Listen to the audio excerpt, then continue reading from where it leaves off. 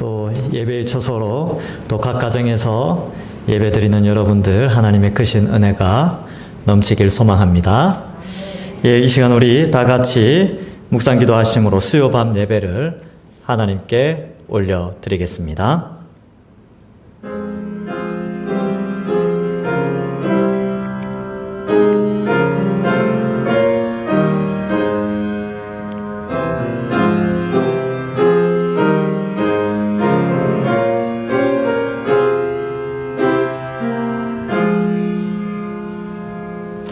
하나님 아버지 은혜를 감사합니다. 우리를 택하여 구원하여 주시고 주일 거룩하게 보낸 후 3일 동안도 저희들 지켜주시니 감사합니다. 이 저녁 시간에 피곤한 가운데에서도 주님 앞에 예배드리게 하여 나온 주의 백성들, 또 각 가정에서 예배드리는 하나님의 자녀들 위에 하나님 크신 은혜를 내려주시고 이 예배를 통하여 하나님 영광 받아 주시옵소서. 감사드리오며 예수님의 이름으로 기도하옵나이다. 아멘. 찬송가 446장 찬송하겠습니다. 446장입니다.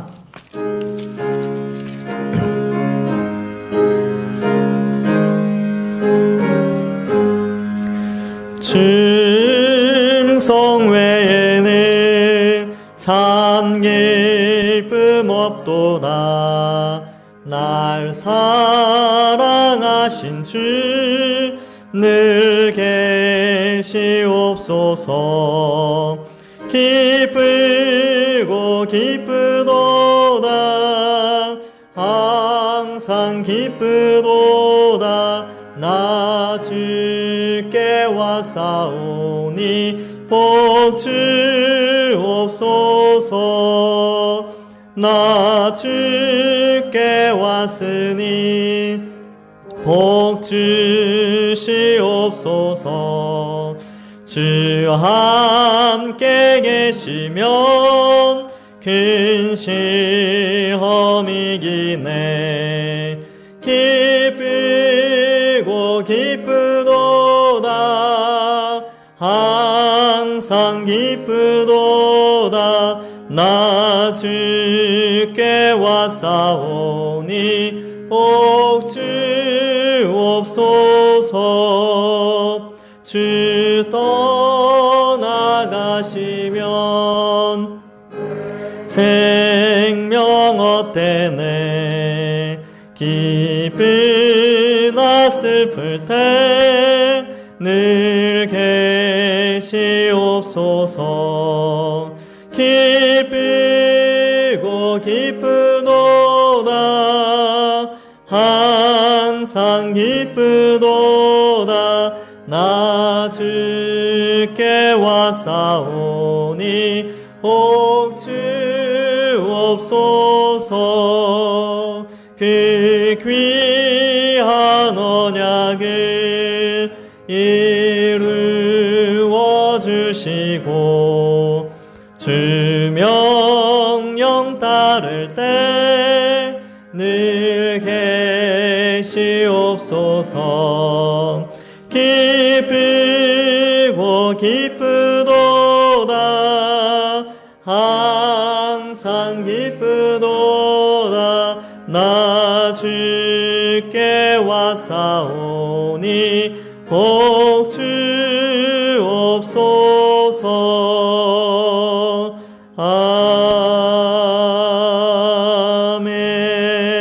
아멘. 홍영숙 권사님 나오셔서 기도하시겠습니다.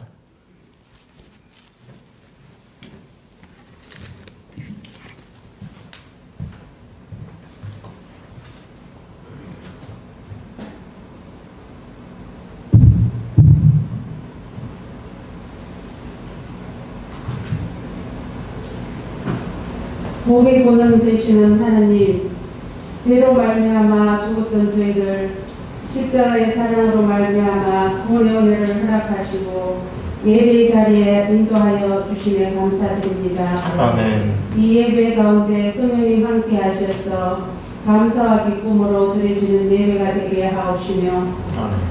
또한 홍을 뿌린 저희들 하나님 자녀 삼아주시고 마음껏 기도할 수 있고 예배 드릴 수 있는 특권을 허락하여 주시는 애 감사드립니다. 아멘. 장기화로 계속되는 코로나로 인해 예배 어려움뿐만 아니라 일상생활이 많이 힘들어 어려움을 호소하고 있습니다. 지치고 상한 심령들 위로와 치유의 회복이 있게 하옵시고 주님 긍휼을 베풀어 주셔서 하루속히 정상화의 삶으로 돌아갈 수 있게 하옵소서. 아멘.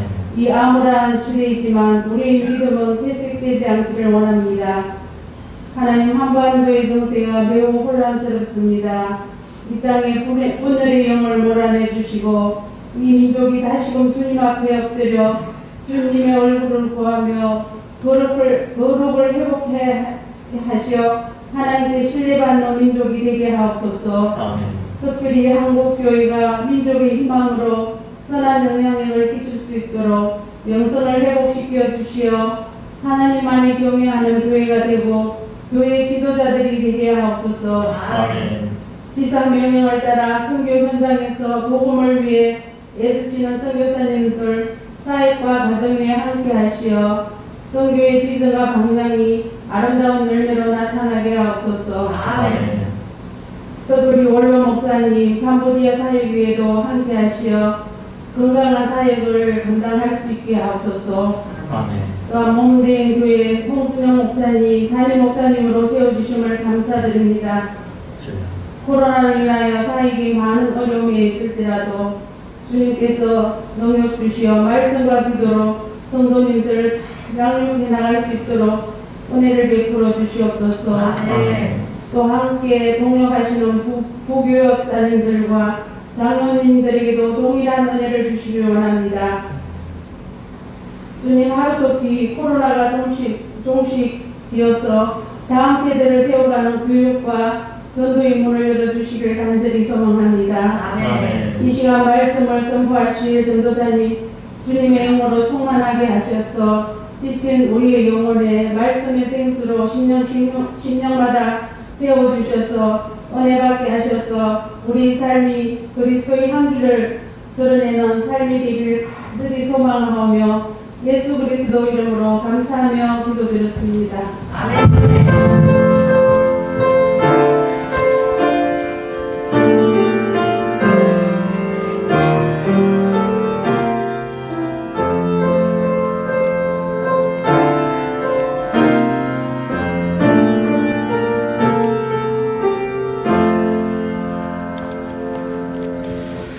성경 봉독하겠습니다. 성경은 고린도전서 1장 1절에서 9절 말씀입니다. 신약성경 263쪽 고린도전서 1장 1절에서 9절 말씀 한 절씩 교독하고 9절은 함께 읽도록 하겠습니다. 하나님의 뜻을 따라 그리스도 예수의 사도로 부르심을 받은 바울과 형제 소스데네는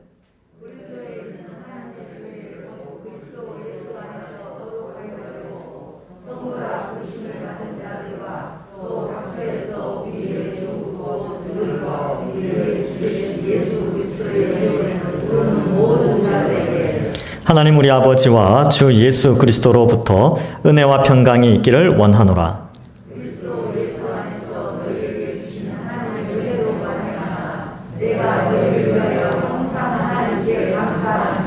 이는 너희가 그 안에서 모든 일 곧 모든 언변과 모든 지식에 풍족함으로 너희가 모든 은사에 부족함이 없이 우리 주 예수 그리스도의 나타나심을 기다림이라.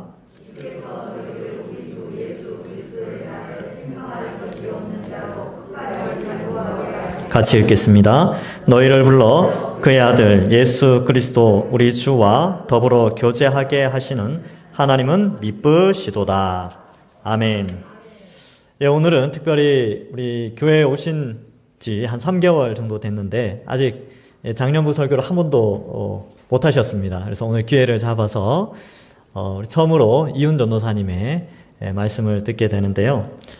위하여 기도해 주시고 또 처음 설교가 얼마나 떨리겠습니까? 또 잘 경청해 주셔서 우리 함께 은혜 받는 시간이 되길 바랍니다. 우리 교회를 세우시는 하나님이란 제목으로 이훈 전도사님 말씀 전해 주시겠습니다.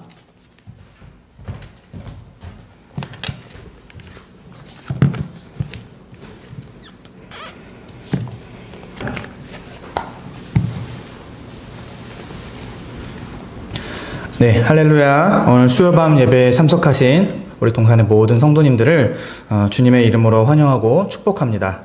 그리고 비록 현장은 아니지만 각 가정에서 온라인으로 또 실시간으로 함께 이 예배에 참석하고 계신 우리 성도님들도 역시 주님의 이름으로 환영하고 축복합니다. 오늘 이 시간에는 고린도전서 1장 1절에서 9절 말씀을 통해서 교회를 세우시는 하나님이라는 제목으로 여러분과 함께 말씀의 은혜를 나눠보고자 합니다. 예, 첫 설교라서 떨리지만 그래도 하나님께서 주시는 능력으로 한번 말씀을 살펴보도록 하겠습니다. 먼저 본론에 들어가기에 앞서서 이 본문이 가지고 있는 배경과 또 짚고 넘어가야 되는 사실들, 어떤 지식들을 조금 설명하는 시간을 가져보도록 하겠습니다. 고린도전서의 개요를 살펴볼 건데요. 먼저 이 고린도전서의 저자는 사도 바울입니다. 그리고 이 편지를 받는 대상은 고린도 교회입니다. 이 고린도 교회가 위치하고 있던 이 고린도 지역의 특징을 우리가 좀 살펴볼 필요가 있는데요. 고린도라고 하는 이 도시는 아테네가 포함된 아가야 지역에 있었고, 현재 이제 그리스 국가에 이제 포함되고 있습니다. 아가야 지역을 관할하는 로마 총독부가 이곳에 있었을 정도로 이 고린도라고 하는 도시는 아가야 지역 최고의 도시라고 설명이 되어 있습니다. 그리고 고린도는 지형 그리고 위치상으로 해상 교통의 유충지로서 그 역할을 감당했는데, 그래서 경제적으로 상당히 부유하고 많은 또 여러 문화와 종교가 공존하는 곳이라고 설명이 되어 있습니다. 근데 그만큼 고린도 도시는 아주 방탕한 것이 또 특징입니다. 당시 고린도 도시를 지배하고 있는 것은 이제 아크로코린트라고 하는 어떤 이제 큰 언덕이 있었는데, 여기에는 이 사람들이 이제 사랑의 여신, 헬라의 사랑의 여신인 아프로디테의 큰 신전을 짓고 그 신을 섬기고 있었습니다. 여기에서는 이제 이 안에서는 성전의 매춘부로서 1000명에 달하는 여사제들이 있었고요. 그래서 이들은 종교 의식에 있어서 성을 사용하는 것을 살펴볼 수가 있었습니다. 그뿐만 아니라 동시에 아폴로 신전도 있습니다. 그러니까 이 고린도라고 하는 도시 지역에 두 가지 헬라의 신을 섬기는 그런 이방 성전이 있었던 것이죠. 이 아폴로 신은 음악과 노래의 시의 신이라고 얘기를 하는데요. 남성미를 중요시하는 그런 신이었다고 합니다. 그래서 갖가지 남성적인 자세를 취하고 있는 아폴로의 나체상과 띠 모양의 조각들에 이제 자극을 받아서 아폴로를 숭배하는 그런 일들을 겸행하고 있었다고 합니다. 그러니까 쉽게 말해서 이 고린도라고 하는 도시는 굉장히 성적으로 타락해 있는 그런 도시였던 것을 우리는 살펴볼 수 있습니다. 거기에 이제 오늘 사도 바울이 편지를 쓰고 있는 이 고린도 교회가 세워지게 된 겁니다. 고린도 교회는 사도 바울이 제2차 전도 여행 중 18개월 동안 고린도 지역에 머물면서 세운 하나님의 교회입니다. 사도행전 18장 또 1절에서 8절에 그 기록이 남아있는데, 많은 고린도인들이 사도 바울의 설교를 듣고 그리스도께로 돌아와 회심하여 세워진 큰 교회였습니다. 그런데 이 고린도 전서와 또 후서를 살펴보게 되면은 그렇게 세워진 고린도 교회 안에 여러 가지 문제들이 있던 것을 우리는 살펴볼 수 있습니다. 16장까지니까 특별히 고린도 전서만 살펴봐도 여러 가지 문제가 나타나는 것을 우리가 볼 수 있는데요. 제가 한번 간단하게 개요로 이렇게 정리를 한번 해봤습니다. 고린도 교회 안에는 이런 문제들이 있었다고 합니다. 각기 다른 인물들을 따르는 파벌들이 가득했습니다. 그러니까 당을 지어서 사람들이 생활했던 것이죠. 또 많은 그리스도인이 대단히 속물적이었다고 합니다. 친교 식사 때 부자들끼리만 놀았고 가난한 자들은 그들의 식사에서 배제되었다고 합니다. 교회 안에는 징계가 거의 없었습니다. 그래서 음행을 행하는 자들을 보고도 아무런 징계를 또 치리를 내리지 않은 것이죠. 도덕적인 면에서나 교리적인 면에서나 많은 방종이 허용되었고, 겸손과 다른 사람에 대한 배려가 전혀 없었습니다. 또 어떤 사람들은요, 이상하게 동료 그리스도인을 지금 당장이라도 법정으로 끌고 갈 준비가 되어 있었고요. 어떤 사람들은 양심이 어린 동료 신자들을 조금도 상관하지 않고 오히려 그들이 갖고 있는 자유라고 말하는 것들로 그들을 이제 억압하고 강요하는 그런 모습들도 있었습니다. 또 일반적으로 이 사람들은, 이 고린도 교회 성도들은 어떤 극적인 성령의 은사에 대해서는 굉장히 예민했지만 진정으로 진리의 뿌리를 두어 사랑으로서 그 은사를 사용하지는 않았다라고 하는 것이 이 고린도전서에 나타난 문제였습니다. 그래서 바울이 인사말을 쓰고 있는, 편지하고 있는 이 교회는 바로 이런 상황이었던 것이죠. 그래서 이 고린도전서의 전체 맥락을 보면은 사도 바울이 고린도 교회 안에 나타난 문제들에 대한 어떤 변론과 이거에 대한 해결책으로서 예수 그리스도의 십자가 복음으로 돌아갈 것을 강력하게 권면하고 있는 것을 살펴볼 수 있습니다. 사도 바울은 고린도 교회가 이전에 질문했던 것들의 여러 문제에 대해서 친절하게 답변을 해주고 있고요. 또 예수 십자가 복음의 근거에서 그런 문제들을 우리가 어떻게 생각하고 해결해야 되는지에 대해서 답변하고 있습니다. 그뿐만 아니라 사도 바울은 교회가 본질적으로 어떤 존재인지 오늘 살펴보게 될 건데요. 그리스도 안에서 한 몸이요 거룩한 하나님의 전인 것을 고린도전서 내내 강조하고 있는 것을 우리는 살펴볼 수가 있습니다. 그래서 우리가 이 고린도전서를 살펴볼 때에는 크게 세 가지 유익을 누릴 수 있습니다. 첫째, 고린도전서는 오늘날 우리 교회들이 겪고 있는 문제에 대한 분명한 해결책과 또 대안을 제시해 줍니다. 두 번째, 고린도전서는 다시 한번 신앙의 본질, 곧 예수 십자가 복음이 무엇인지에 대해서 우리에게 상기시켜 줍니다. 셋째, 고린도전서는 그리스도 안에서 하나된 교회라는 우리의 정체성을 일깨워 주는데 큰 유익이 있습니다. 정리하자면은 우리는 고린도전서를 통해서 오늘 우리의 신앙을 살펴볼 수 있고요. 또 교회의 본질이 무엇인지를 다시 한번 생각해 볼 수 있고, 교회의 하나됨을 힘써 지켜나가기 위한 우리의 거룩한 열심을 회복시키는 그런 역할을 우리가 유익을 누릴 수 있다는 것을 말씀드립니다. 그래서 오늘은 1장 요 초입 부분을 통해서 함께 하나님의 뜻과 은혜가 무엇인지, 특별히 오늘 1장 초반부는요, 이 교회가 무엇인지에 대한 사도 바울이 짧게 설명을 하는 부분인데 그 교회의 본질에 대해서 함께 살펴보도록 하겠습니다.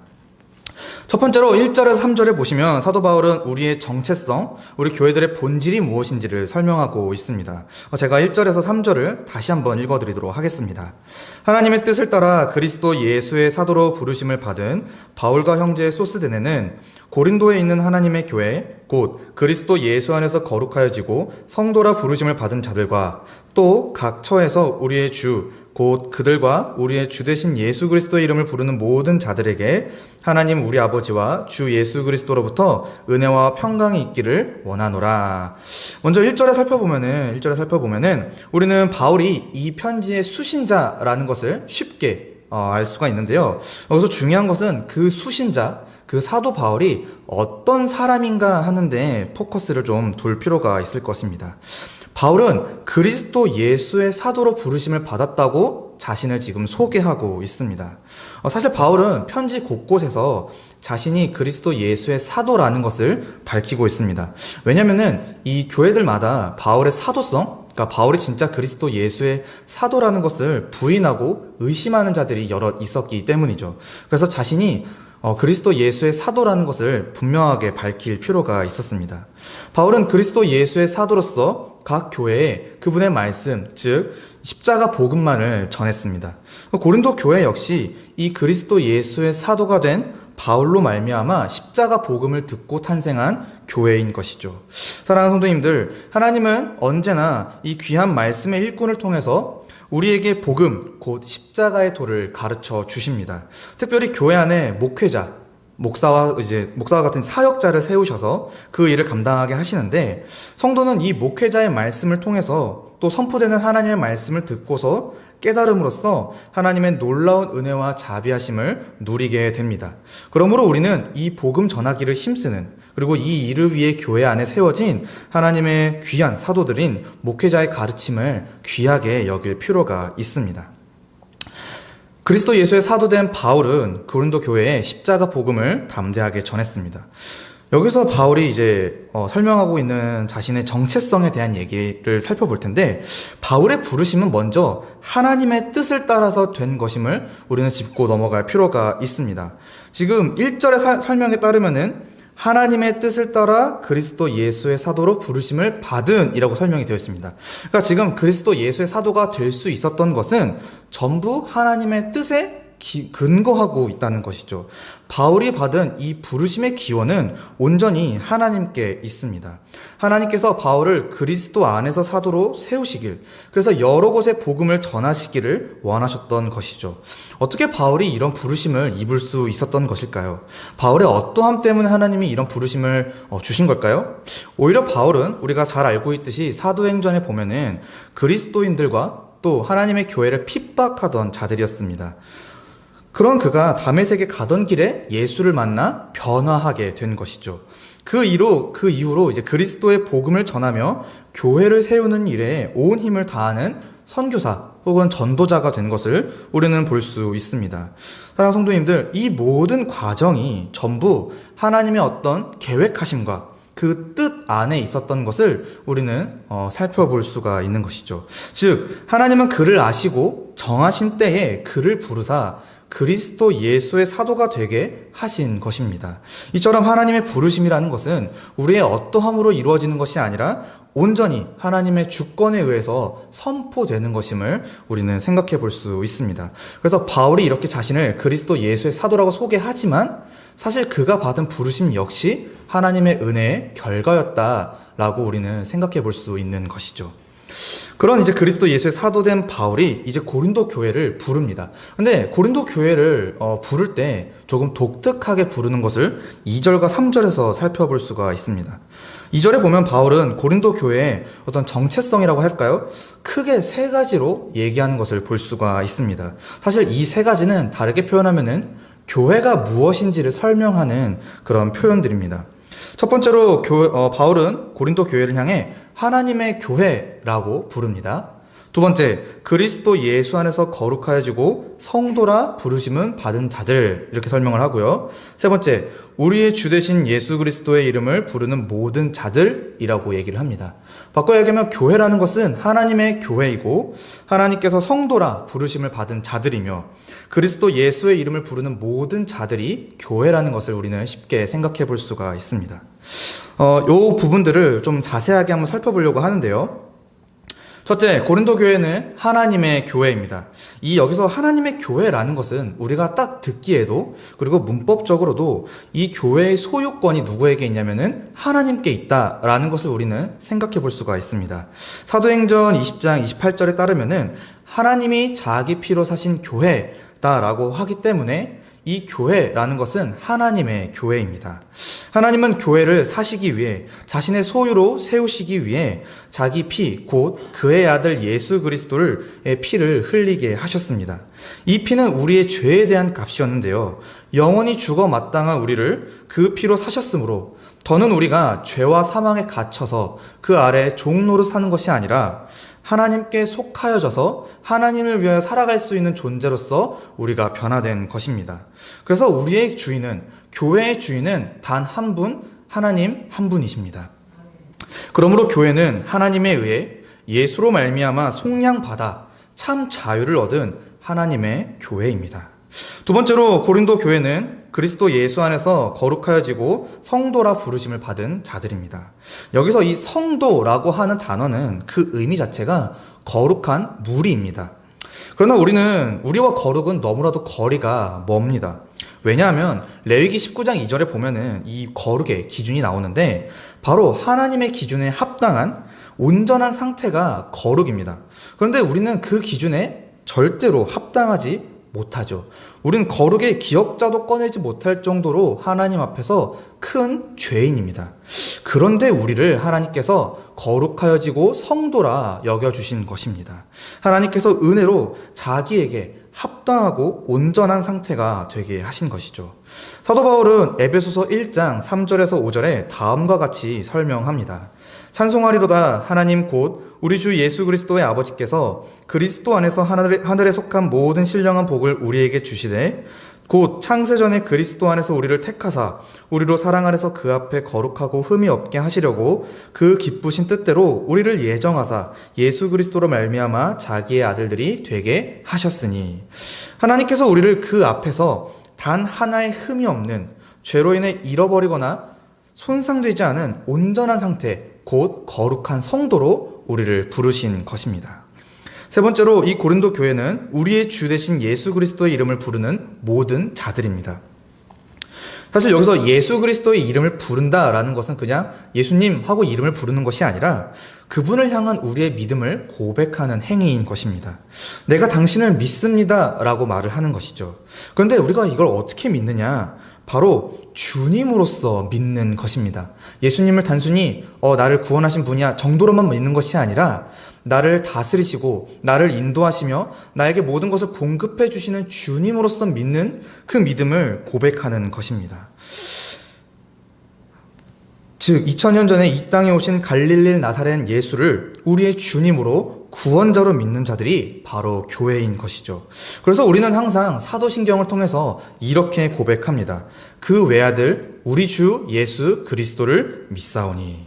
그런데 이 믿음을 우리가 어떻게 갖게 된 것일까요? 우리는 유대인 출신도 아니고 예수님을 주와 그리스도로 믿고 있는데 이 일이 도대체 어떻게 가능해진 걸까요?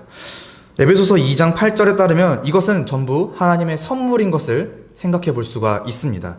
너희는 그 은혜에 의하여 믿음으로 말미암아 구원을 받았으니 이것은 너희에게서 난 것이 아니요 하나님의 선물이라.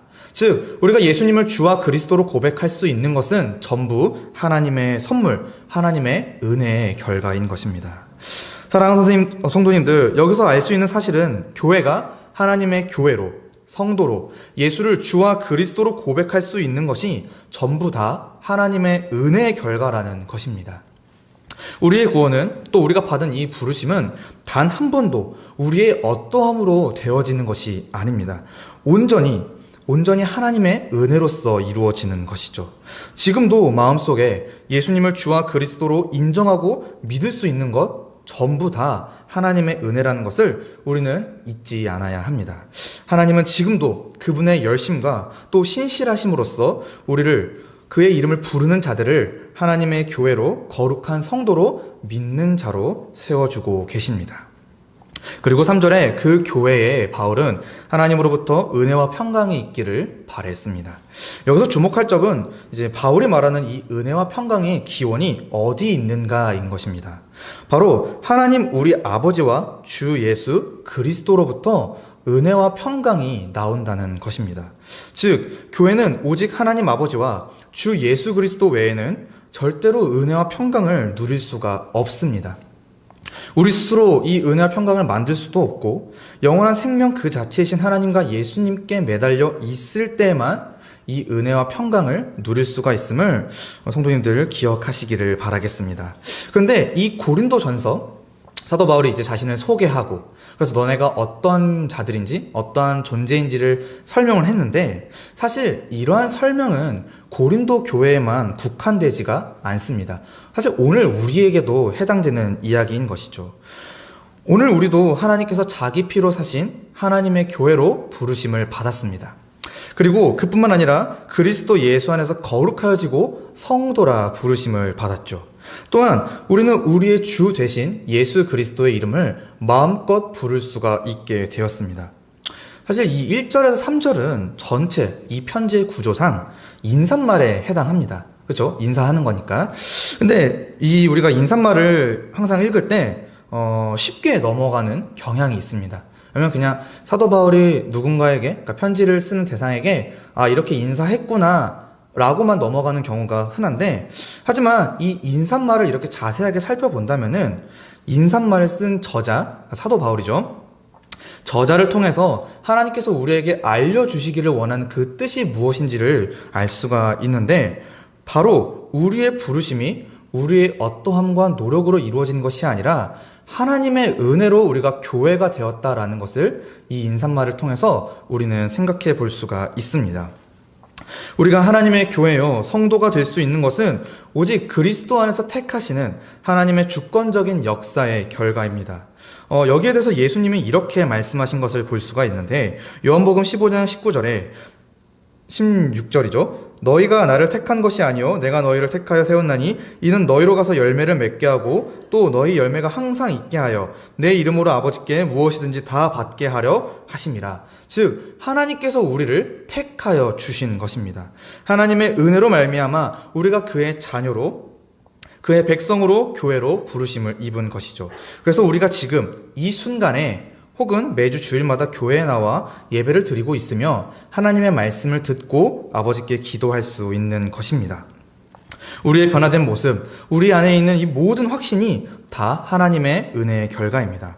그러므로 우리는 우리의 어떠함을 자랑하거나 의지해서는 안 됩니다. 오직 부르시고 택해 주신 하나님만을 예배하고 찬양해야 되는 줄로 믿습니다. 그렇다면 우리는 어떻게 이런 교회로서 부르심을 입은 것일까요? 이 믿음이라는 것이 도대체 무엇이기 때문에 우리를 이렇게 하나님의 교회로, 성도로 부르심을 입게 한 것일까요? 4절에서 7절에 보면 하나님은 그리스도 예수 안에서 우리를 모두 교회가 되게 하셨다라고 설명하고 있습니다. 4절에서 7절을 제가 한번 읽어보도록 하겠습니다. 그리스도 예수 안에서 너희에게 주신 하나님의 은혜로 말미암아 내가 너희를 위하여 항상 하나님께 감사하노니 이는 너희가 그 안에서 모든 일 곧 모든 언변과 모든 지식에 풍족함으로 그리스도의 증거가 너희 중에 견고하게 되어 너희가 모든 은사에 부족함이 없이 우리 주 예수 그리스도의 나타나심을 기다림이라. 4절에 보면 하나님은 그리스도 예수 안에서 지금 고린도 교회를 세워주셨고 그리고 은혜를 주셨습니다. 하나님께서 은혜를 주시는 방식은 항상 그리스도 안에서 주시는 것입니다. 2절에서도 보면은 이 고린도 교회가 부르심을 받은 건 역시도 그리스도 안에서 거룩하여졌다라고 표현이 되어 있습니다. 즉 하나님의 은혜는 언제나 그리스도 안에서만 주어진다는 사실을 우리는 쉽게 확인해 볼 수가 있습니다. 그리스도 안에서만 하나님의 은혜와 부르심을 입을 수 있는 것이죠. 또 뒤집어 얘기하면 이렇게 말할 수 있겠죠. 그리스도 안에 있을 때만 하나님의 교회요 성도가 될 수 있는 것입니다. 그렇다면 우리는 어떻게 그리스도 안에 거할 수 있을까요? 어떻게 하면 이 그리스도 안에 우리가 있을 수 있을까요? 성경은 특별히 이 바울이 쓴 서신서 안에는 이 그리스도 안에서 혹은 그 안에서라는 표현을 자주 사용하는 것을 볼 수가 있습니다. 그리스도 안에 있다라는 것은 우리가 이제 생각했을 때 물리적으로 또 어떤 위치적으로 뭔가 그리스도의 품 안에 있어야 한다는 것을 의미하지 않습니다. 바로 그리스도와 연합되었다라는 것을 의미하는 것이죠. 로마서 6장 3절에서 4절에 다음의 설명이 이렇게 기록되어 있습니다. 무릇 그리스도 예수와 합하여 세례를 받은 우리는 그의 죽으심과 합하여 세례를 받은 줄을 알지 못하느냐. 그러므로 우리가 그의 죽으심과 합하여 세례를 받음으로 그와 함께 장사되었으니 이는 아버지의 영광으로 말미암아 그리스도를 죽은 자 가운데서 살리심과 같이 우리로 또한 새 생명 가운데서 행하게 하려 하심이라. 갈라디아에서도 이와 비슷한 설명을 하고 있는데요. 2장 20절에 보시면 내가 그리스도와 함께 십자가에 못 박혔나니 그런즉 이제는 내가 사는 것이 아니요 오직 내 안에 그리스도께서 사시는 것이라. 이제 내가 육체 가운데 사는 것은 나를 사랑하사 나를 위하여 자기 자신을 버리신 하나님의 아들을 믿는 믿음 안에서 사는 것이라. 즉 하나님의 놀라운 능력으로 우리가 그리스도와 같은 한 존재가 된 것인데 이것은 이전과는 다른 더 이상 죄와 사망에 머무르지 않는 완전히 새로운 존재를 의미합니다. 그것이 바로 교회인 것이죠. 그래서 교회라는 것은 그리스도 안에서 그리스도와 연합되어 그리스도와 하나가 된 존재가 바로 교회입니다. 그런데 이 그리스도와 연합이 어떻게 이루어지는 거냐? 앞서 설명했지만 바로 믿음으로 이루어지는 것입니다. 갈라디아서를 이제 보면은 3장 26절 27절에 그 설명이 나와 있는데 너희가 다 믿음으로 말미암아 그리스도 예수 안에서 하나님의 아들이 되었으니 누구든지 그리스도와 합하기 위하여 세례를 받은 자는 그리스도로 옷 입었느니라. 우리는 십자가에 못 박혀 죽으신 우리 주 예수 그리스도를 믿음으로써 그리스도와 연합되어 새로운 존재 곧 교회로서 탄생하게 되었습니다. 성경은 아예 그리스도로 옷 입었다라고까지 설명하면서 우리가 그리스도와 하나 되었다라는 것을 강조하는 것이죠. 즉 오직 믿음으로만 우리가 그리스도와 연합할 수가 있고 오직 믿음으로만 하나님의 교회요 성도가 될 수 있으며 믿음만이 우리가 그리스도 안에서 하나님의 모든 은혜와 긍휼, 평강을 누리도록 하는 것입니다. 그래서 우리는 우리 주 예수 그리스도를 믿어야 합니다. 그리스도 안에서 교회로 부르심을 입었으니 사도 바울은 다음과 같이 고백할 수밖에 없는 것이죠. 항상 하나님께 감사하노니. 우리가 그리스도와 연합하여 그리스도의 안에서 부르심을 받고 그래서 하나님의 교회요 성도로 세우심을 받은 것 하나님께 감사할 수밖에 없는 우리의 기도 제목인 것입니다. 5절에 보시면 고린도 교회는 그렇게 예수 안에서 하나 된 고린도 교회는 하나님의 풍족한 은혜를 받게 된 것을 살펴볼 수가 있습니다. 하나님께서 그리스도 예수 안에서 고린도 교회에 그의 은혜를 풍족하게 하셨습니다. 여기서 고린도 교회가 받은 이 하나님의 은혜라는 것은 은사로 보는 것이 정당합니다. 그래서 고린도 교회가 언변과 지식의 은사를 받은 것이죠. 하나님께서 귀한 은혜, 은사를 주셔서 모든 언변과 모든 지식에 풍족하게 하신 것입니다. 그래서 실제로 여러 이제 주석과 또 연구자들이 이 실제로 고린도 교회가 진리를 깨닫고 가르치는 일에 상당히 능했다고 봅니다. 근데 고린도전서 12장, 14장에 가보면은 이 고린도 교회가 받은 은사를 잘못 사용하여서 서로 교만하여져서 자신을 드러내는데 이 은사를 사용하는 것을 사도 바울이 지적하는 것을 볼 수가 있는데, 아무튼 이 고린도 교회는 하나님으로부터 풍성한 은혜를 받았다라고 하는 것이 지금 바울이 설명하고 있는 취지입니다. 하나님은 그리스도 안에서 세워진 교회에 이렇게 풍성하게 은혜를 주십니다. 주실 때 아주 조금씩 뭔가 맛보기 하듯이 시시코너처럼 주시는 것이 아니라 아주 풍성하게 우리가 생각지도 못할 만큼 이 은혜를 부어 주시는 것이죠. 하나님은 풍성함 그 자체이심으로 교회를 위해 참으로 풍성하고 부족함이 없을 만큼 하나님의 은혜, 하나님의 은사를 부어 주십니다. 성경은 하나님께서 믿는 자들에게 후히 주시는 분인 것을 강조하죠. 디모데전서 6장 17절에 보면은 내가 이 세대에서 부한 자들을 명하여 마음을 높이지 말고 정함이 없는 재물에 소망을 두지 말고 오직 우리에게 모든 것을 후히 주사 누리게 하시는 하나님께 두며라고 되어 있습니다. 제가 야고보서를 잘못 읽었네요. 야고보서 1장 5절을 읽은 거고요. 디모데전서 5장 17절은 이렇게 되어 있습니다. 너희 중에 누구든지 지혜가 부족하거든 모든 사람에게 후히 주시고 꾸짖지 아니하신 하나님께 구하라 그리하면 주시리라 라고 되어 있습니다.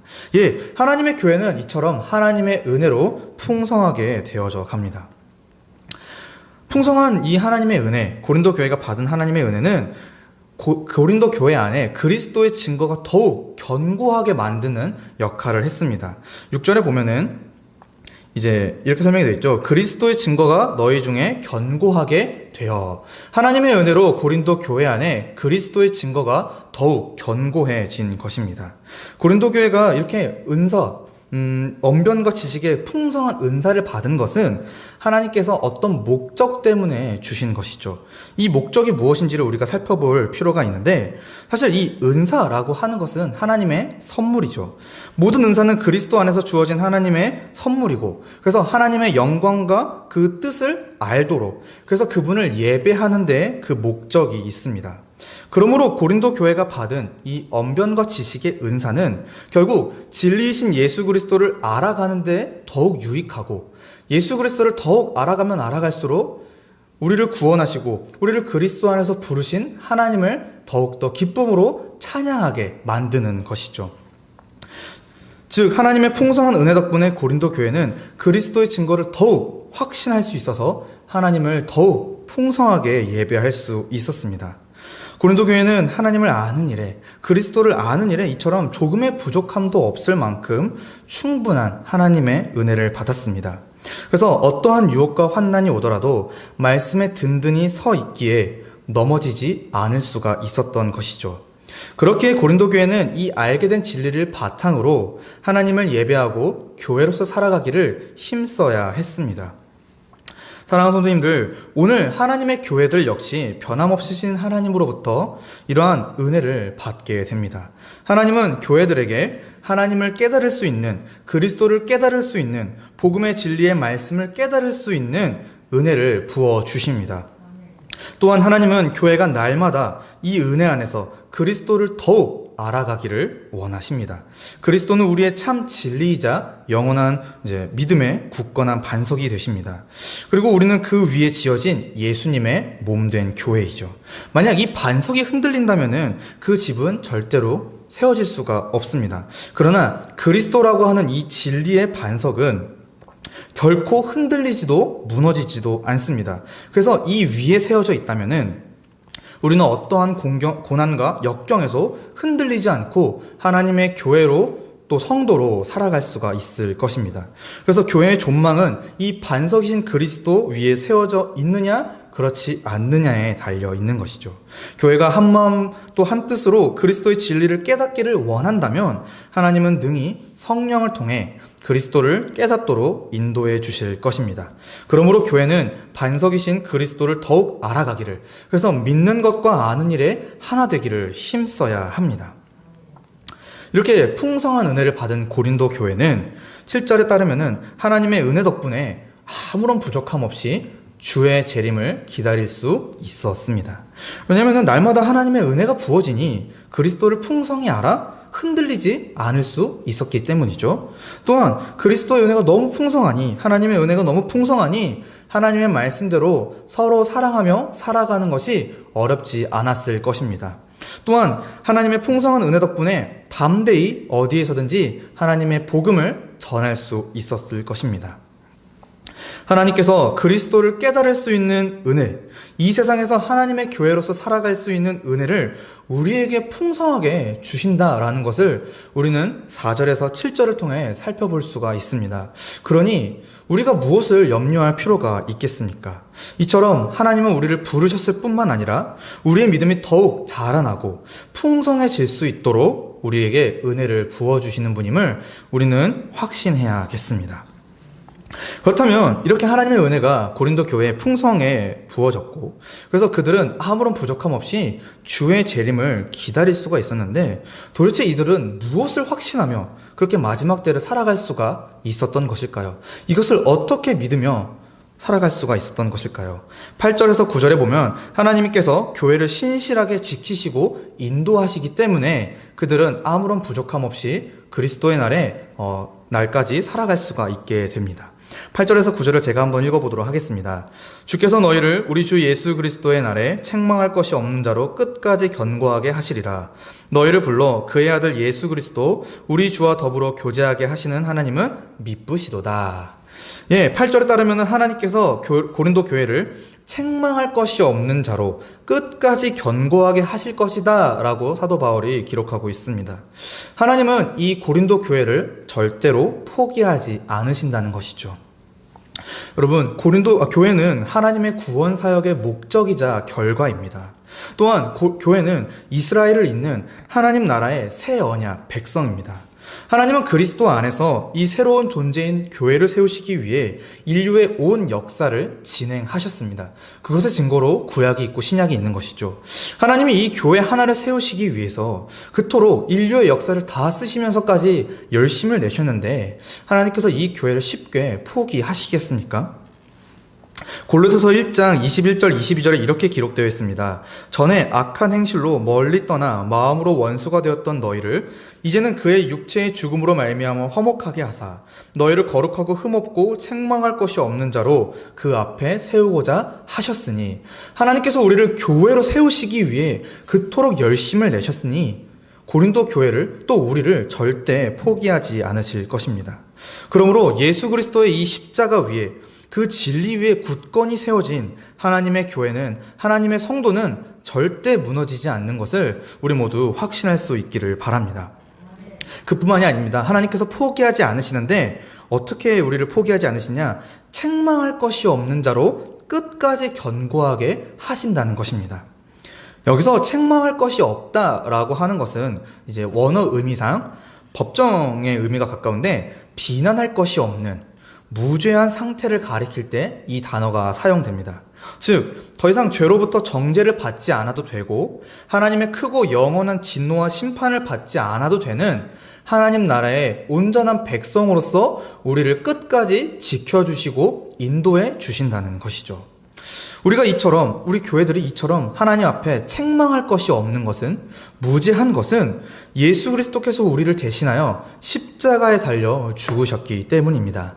하나님께서 십자가에 달려 죽으신 이 예수 그리스도의 모든 의로움을 그와 연합한 우리의 것으로 삼아 주셨기 때문에 우리는 하나님 앞에 도무지 책망할 것이 없는 자로 세워지게 되는 것입니다. 우리를 대신하여 하나님의 모든 형벌을 우리 주 예수 그리스도께서 나무 십자가에 받으셨기 때문에 우리는 하나님 앞에 담대하게 세워질 수가 있습니다. 로마서 8장 34절에 이렇게 설명이 되어 있습니다. 누가 능히 하나님께서 택하신 자들을 고발하리요?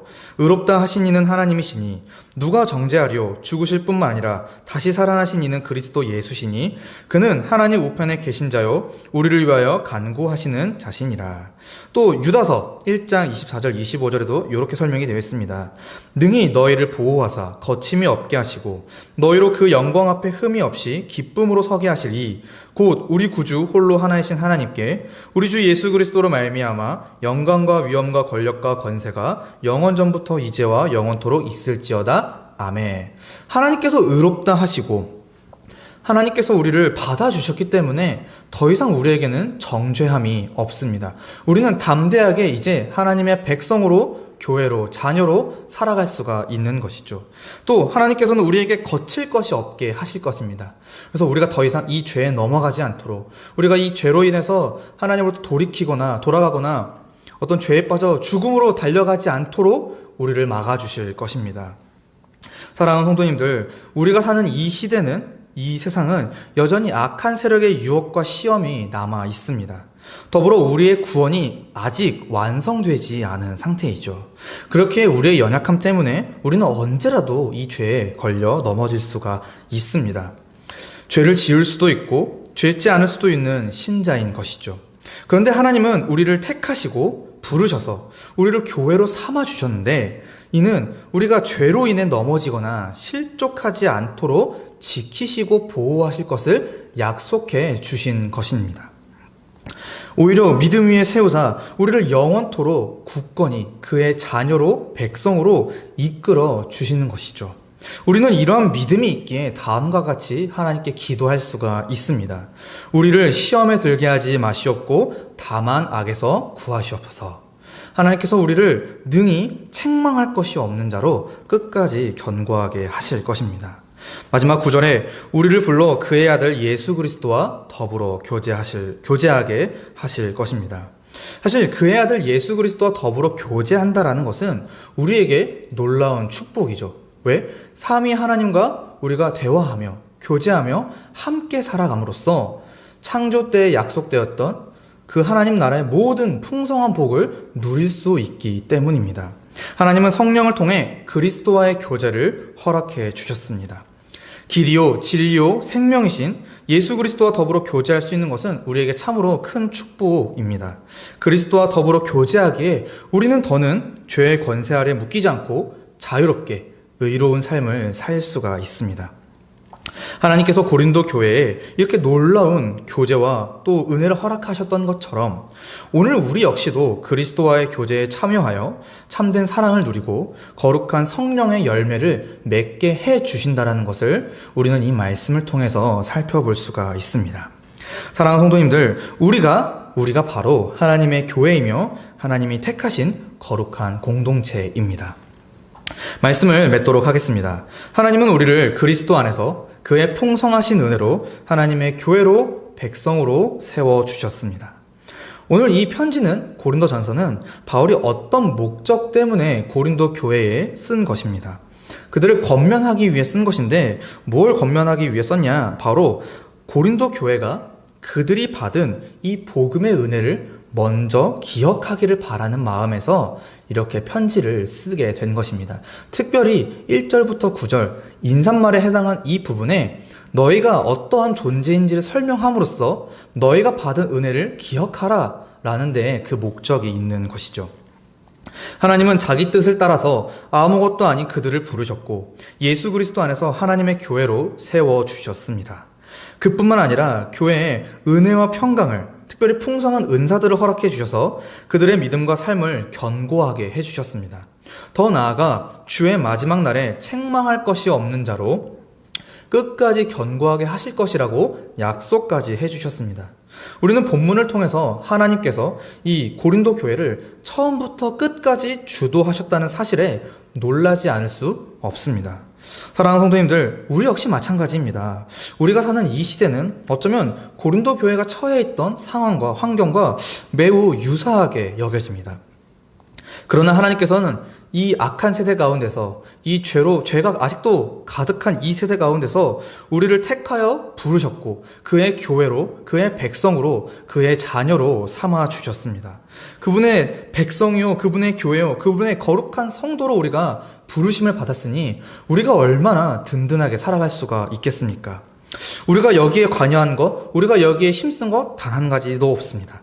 심지어 끝까지 인도해 주실 것을 하나님 스스로가 약속해 주셨으니 우리는 아무 염려 없이, 근심 없이 하나님의 교회로 살아갈 수가 있습니다. 그러므로 우리는 늘 하나님 앞에 겸손하여 그분이 주실 모든 은혜와 평강을 의지해야 합니다. 그뿐만 아니라 이 모든 일을 이루신 하나님의 크신 능력과 높으신 위엄과 권세를 찬양해야 합니다. 하나님은 지금도 우리 교회들을 세워주고 계십니다. 이 말씀을 통해서 우리가 좀 어떻게 적용을 해보면 좋을까 생각을 해봤습니다. 교회를 세우시는 하나님을 믿는 우리는 어떻게 반응해야 될까 크게 세 가지로 정리해 보았습니다. 첫 번째, 하나님의 택하심과 부르심, 교회로 세워주심을 기억하여 날마다 감사하며 그분을 예배해야겠습니다. 두 번째로, 하나님께서 부어주신 풍성한 은혜를 의지하여 날마다 진리 되신 예수 그리스도 알아가기를 힘써야겠습니다. 세 번째로, 하나님의 신실하심을 확신하여 날마다 삶 속에서 굳은 믿음과 담대함으로 살아가야겠습니다. 사랑하는 성도님들, 우리는 이 본문을 통해서 우리를 교회로 세우시고 하나 되게 하신 하나님 아버지와 우리 주 예수 그리스도께 감사해야 된다는 것을 생각해 볼 수가 있습니다. 우리가 이 본문의 메시지처럼 하나님을 높이고 그분의 은혜를 찬양할 수 있는 우리 모두가 되었으면 좋겠습니다. 이번 남은 한 주 동안 우리 성도님들 하나님의 교회로서, 성도로서 받은 은혜를 기억하며 우리 모두 다 이 믿음 가운데서 든든히 살아갈 수 있는 저와 여러분이 될 수 있기를 바랍니다. 또 소망합니다. 기도하도록 하겠습니다. 하나님 아버지, 감사합니다.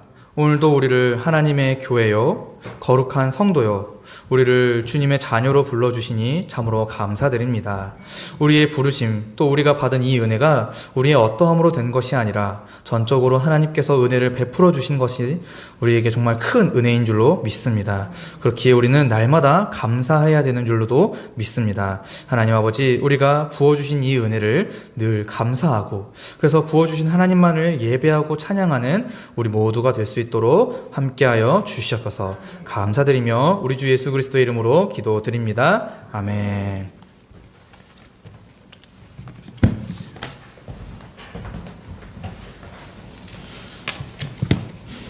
예, 우리 찬송가 210장 찬양하겠습니다.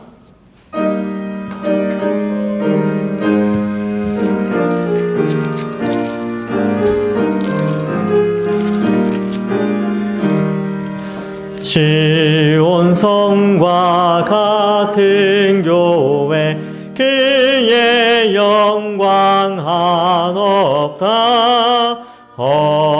허락하신 말씀대로 주가 친히 세웠다 반석 위에 세운 교회 흔들 자가 누구랴 모든 원수의 워싸도 아무 근심 없도다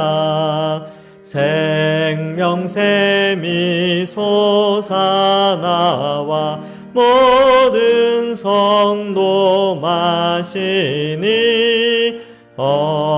언제든지 흘러넘쳐 부족함이 없도다 이런 물이 가니 목마를 자 누구랴 주의 은혜 풍족하여 넘치고도 넘친다 주의 은혜 내가 받아 시온 백성 되는 때 세상 사람 비방해도 주를 찬송하리라 세상 헛된 모든 영광 아침 안개 같으나 주의 자녀 받을 복은 영원 무궁하도다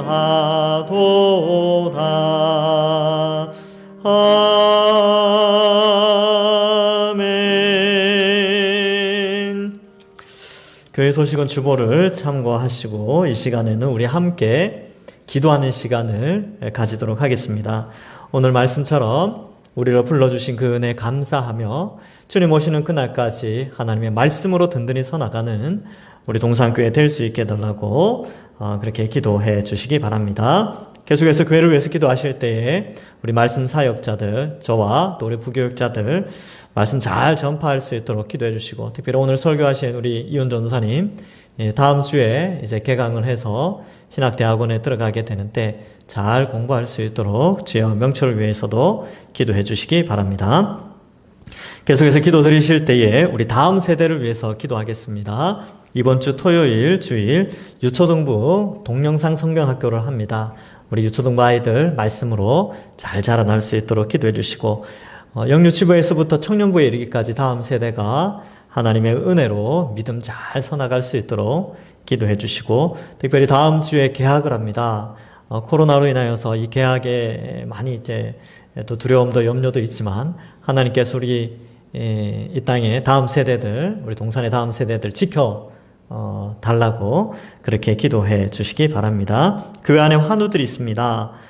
우리 박길용 시무집사님 속히 회복되실 수 있도록 계속해서 이 기도 놓치지 않고 기도해 주시고, 교회 안에 여러 환우들, 또 질병으로 사고로 치료받고 있는 분들 회복될 수 있도록 기도해 주시고, 우리 선교사님들을 위해서 기도해 주실 때에 우리 원로 목사님 이제 캄보디아로 출국 예정이었지만 캄보디아 학교에 어제 휴교령이 내려지는 바람에 출국이 좀 연기가 되었습니다.